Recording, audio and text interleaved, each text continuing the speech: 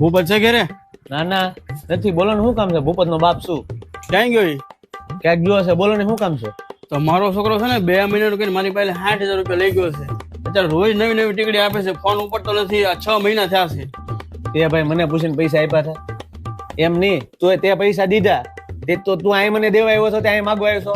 જો આજ પછી આવ્યો એ આવ્યો ઘરે, હવે આજ પછી ગળતો નહીં આયા. એ તમારે બધું ભૂપત હારે સમજવાનું, બાર બાર વહીવટ પતાવો. તો પાછા સોનાભાઈ ટાંટિયા ફરી જાય, ધ્યાન રાખજો. એ તમારે જે થતી વિધિ થતી હોય એને હારે કરી નાખો. હા જોઈ છે હવે. ક્યાં પગ્યું મકાન નું કામ? આવો આવો, એ બધું તો ઠીક. દાદા ને કેમ છે? મારા બાપા ને શું છું? તમારો છોકરો ભૂપત આવ્યો હતો કે દાદા ઓક્સિજન ઉપર છે, મારે 30,000 રૂપિયા ઇમરજન્સી જોવે છે ને પછી મારી પાસે તો 15 હતા તો 15 આપ્યા મેં એને કઈ પૈસા પૈસા આપતા નહીં. મારા બાપા છે ને કોરોના માં વહી ગયા છે. હારો એની માનોવર મરી ગયેલા ઉપર પૈસા ઉપાડે છે. ઈ હાવ ફતન દીવો